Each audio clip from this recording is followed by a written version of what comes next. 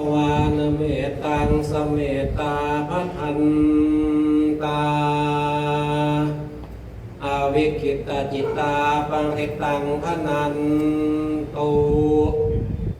สักเคกาเวตังรูเปคิลิสิขลกเตจันตลิเควิมาเนทีเปรัเทจคาเวตลุวนาคหเนอารามวัตถุงหิเขเตภูมิมาจายันตุเทวาชลาทลาวิสเมยักขคันทัพนาคาติทันตาสันติเกยังมุนีวัลวัจนังสาทโวเมสุนันตุธรรมสวนกาโลอายัมพทันตาธรรมสวนกาโลอายัมพทันตาธรรมสวนกาโลอายัมพทันตาเริ่มสวดตั้งแต่1 2 7โมตัสสะภะคะวะโตอะระหะโตสัมมาสัมพุทธัสสะนะโมตัสสะภะคะวะโตอะระหะโตสัมมาสัมพุทธั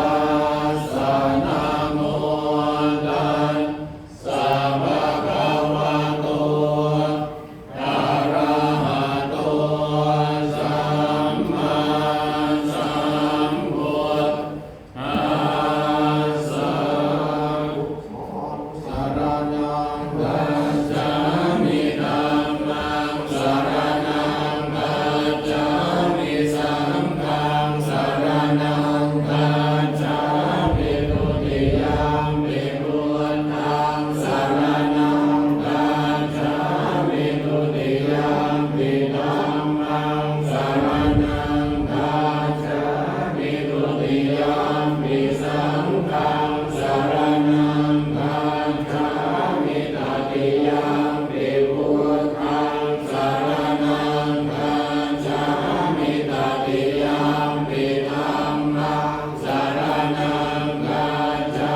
มิตติยสัจจังชาติปิทุกขาชราปิทุกขามรณะปิทุกขาโสกปริเทวทุกขโทมนัสสุปายาสาปิทุกขาอาภิเยหิสัมปโยตัวโกภิเยหิวิปโยตัวโกยังวิจังนะระปฏิตังปิทุกขังสันติเตนะปัจจุบันนากันตาโลกาหิตังโกปนะมิกเวตุกัสสมุทัยโยอริยสัจจังญา